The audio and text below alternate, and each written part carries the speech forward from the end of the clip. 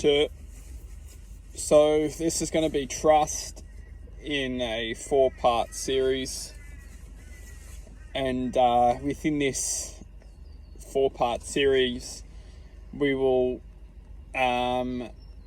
identify limitations within the ability to express the vibration which we comprehend as trust, and we'll go into forms of the restriction, or forms of that, you could say that, like malware, which is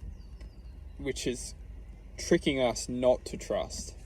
And we'll start to identify this a little bit more. So let's start to comprehend what trust really is. And trust is the existence of frequency.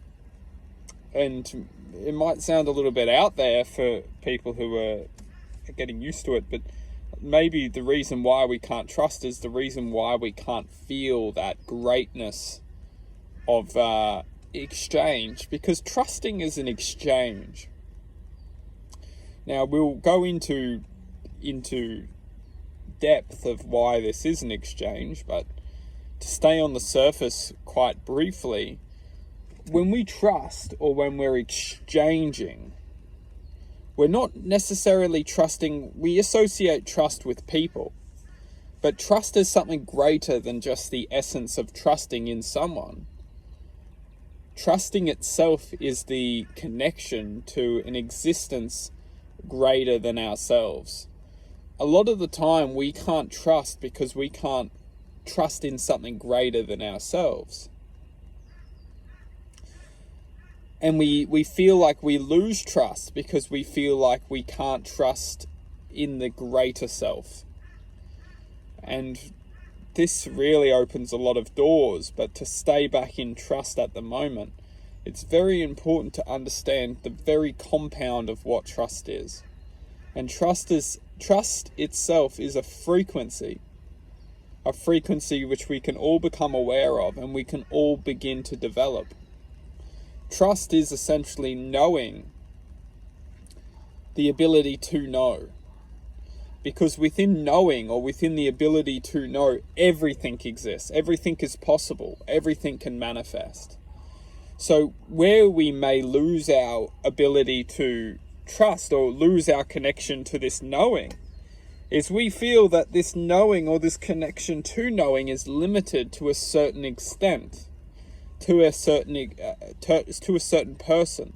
So if we feel like if somebody, you could say, turns against us, or somebody has hurt us, or somebody has caused us pain, caused us suffering, that person is that trust, is that, to an extent that's true, but we must look outside the greater existence, which is that this person is only blocking that connection, and this person is not the connection. So it's crucial to understand this, because sometimes we feel like that person was the connection to trust.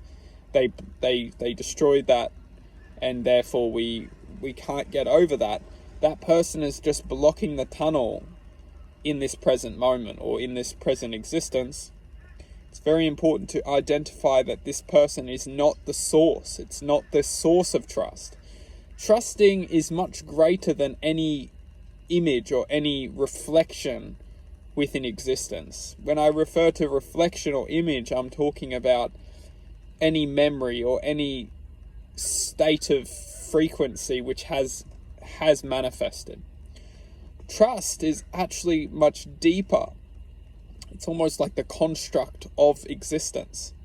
And when we can start to activate and replenish this construct of trust, which is belief, it's imagination, it's trusting in belief and imagination, because when we start to trust, we can trust in positives, we can trust in manifesting goodness, we can trust in manifesting love, we can trust in bringing joy, we can use trust. Trust is essentially the vessel of which we can